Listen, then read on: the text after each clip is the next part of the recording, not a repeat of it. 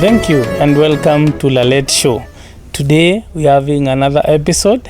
We are here to learn. Have you subscribed to Lalet Show? Kindly go subscribe, like and share for more interviews like this. Today I'm having my great friend, Mr. Raul. He will introduce himself, tell us which country he comes from, and tell us more about himself. Welcome, sir. Well, thank you. You're so welcome. Much. Okay, I am Raul. Tsimba Puongi is my family name. So I came from Congo, Brazzaville. So I came here for SCLT for STS, simply the story. Wow, Mr. Raul Tsimba. That's a long name. I can only at least remember Raul Tsimba. Yeah. So how have it been for you to live since you were born and growing up? How was your life as you grew up, and when did you come to be born again?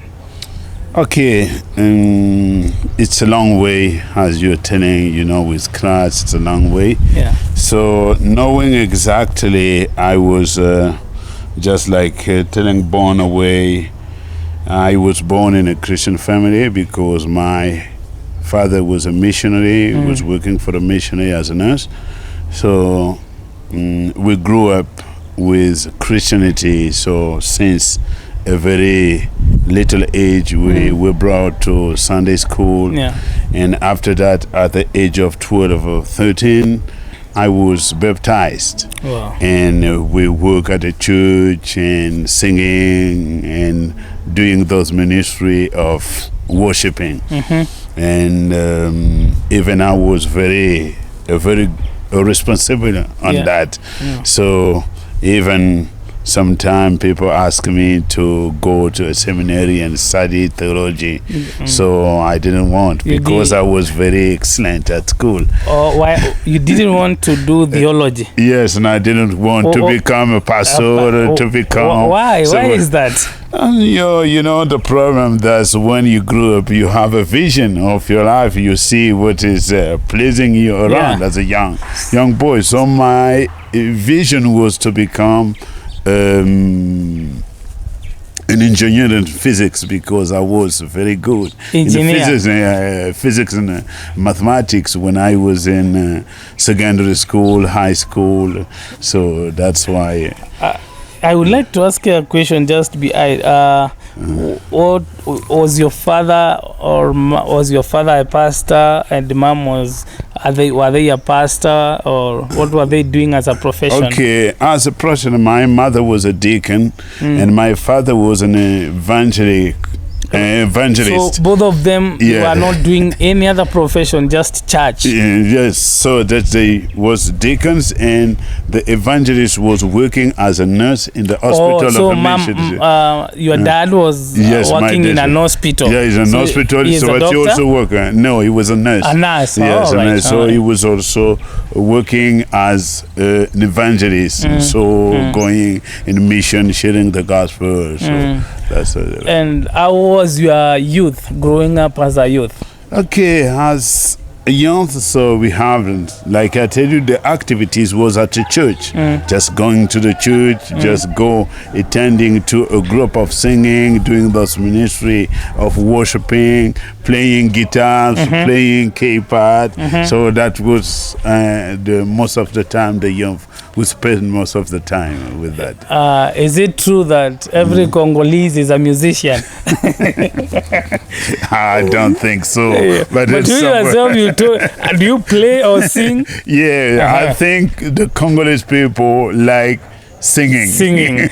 But don't say that all the Congolese are musicians. You yourself, do you play any kind of instrument? Yes, and I played guitars and also the accordion. So in the piano I started learning, but I didn't want, because it was so many stuff. Sometimes we grew up in a place where there was no electricity. So we need some instruments that are easy to play, like guitars, like accordion. You can do it without any, with no power. So in as much as you are saying, we can still say 95% of Congolese they are musicians. Even if they are not professional musicians, they are musicians. Yeah, that's true. There is saying even in the quarter, you see traditional group, and also people like even when they go in the farmer working, you see people singing. So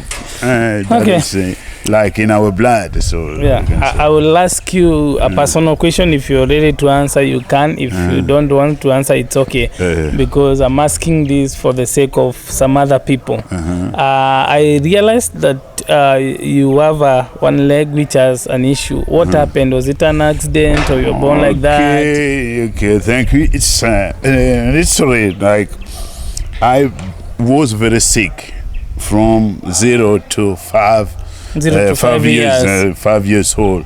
So most of the time, my mother was going with me to the hospital. You know, in the 70s, that when I was born, it's not like the medicine is not like today. So there was a nurse there that did the injection in the bad place.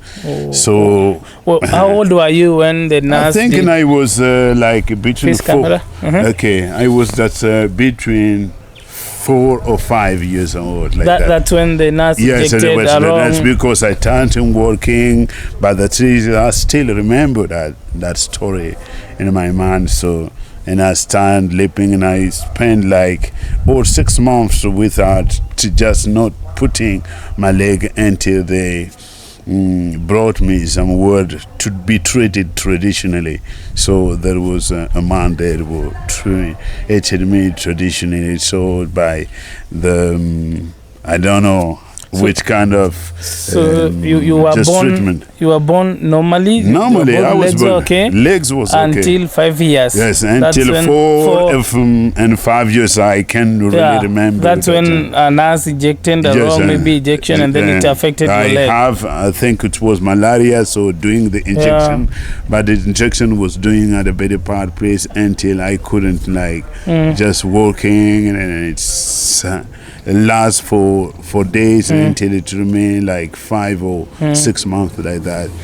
So. Now, I know growing up with any kind of disability, be it skin, legs, hands, or mental, physical, it can be sometimes troubling much when you are a kid and a teenage. Did you pass through some hard time yourself?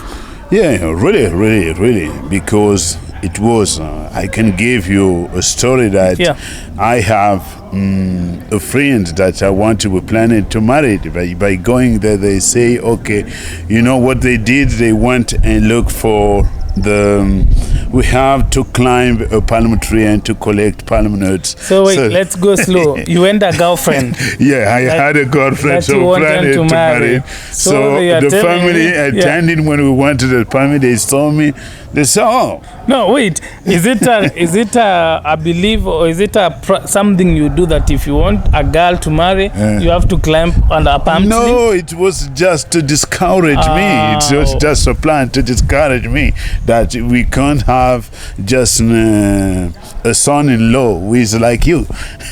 It was a son like you. So they bring that code that okay, if you need our daughter, go and climb the cannon go.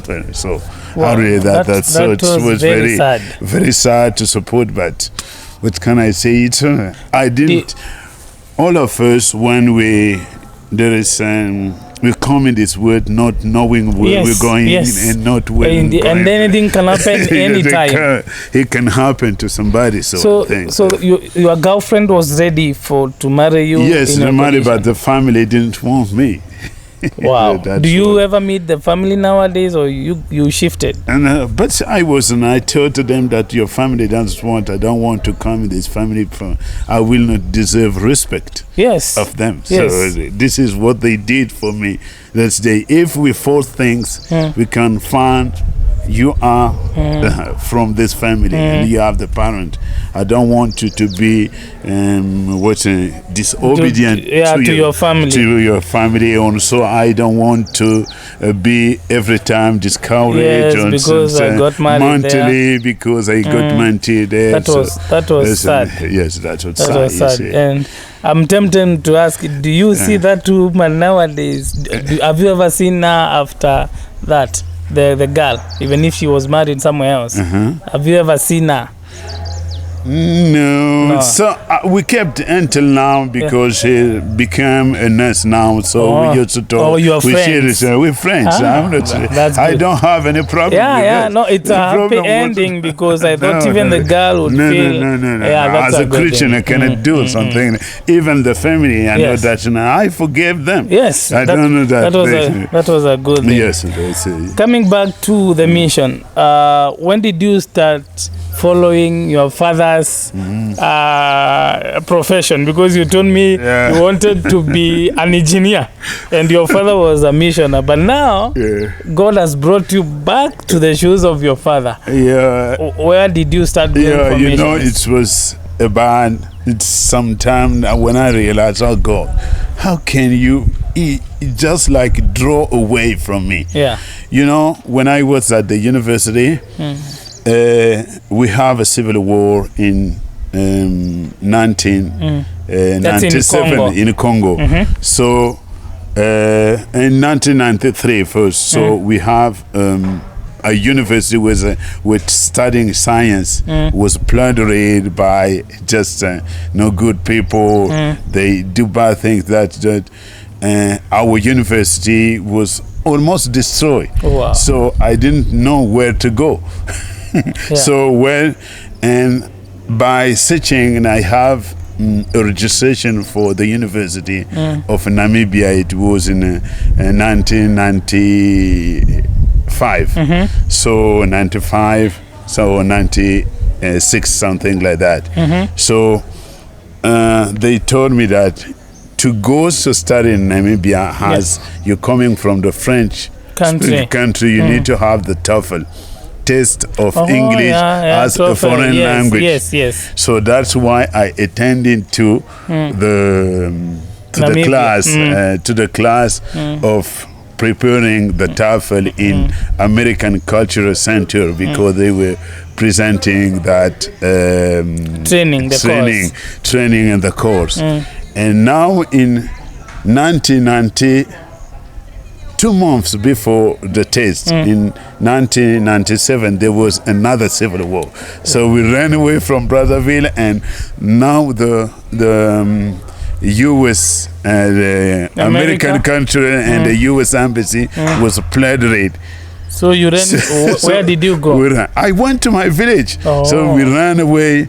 So after that, it's only the culture that left in my mind. English was like a culture when I was meeting just English speaking people. I can converse with them and I can converse with them. That's still like just a culture until I went back and I finished my study working for master at the university. And when I finished, I had no job, so I was just teachers teaching mathematics and physics in private school, high school and secondary school.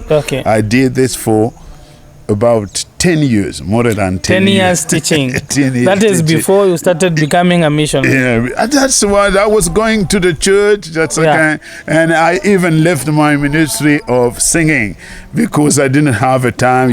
Being a teacher in a private school, you need to run from school to another. So I didn't just have a time again for that. So until in 2013, we received an American organization calling Mercy Ship. It's a ship that are treating people just for free.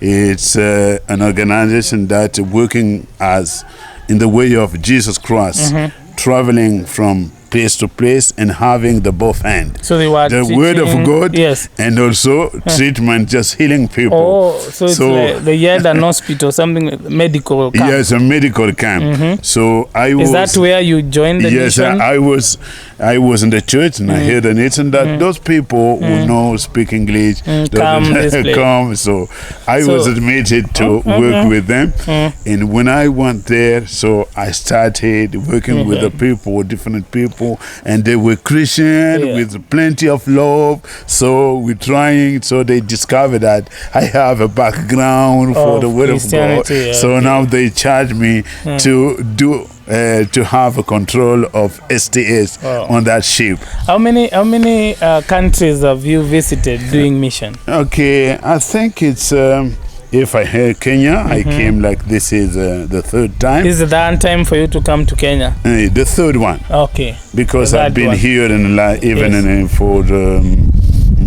Proclaim. Yes. Proclaim Evangelist Network. So I was invited here. So you have been to Kenya? Yes, to Kenya. Yeah. I've been to Cameroon. I've been to Ghana. I've been to Cote d'Ivoire. And I've been to Burkina Faso. Those are 5 countries. Thank you, my brother. Yeah, okay. This is Lalet Show. Continue watching for more episodes. Yeah, okay. Thank you.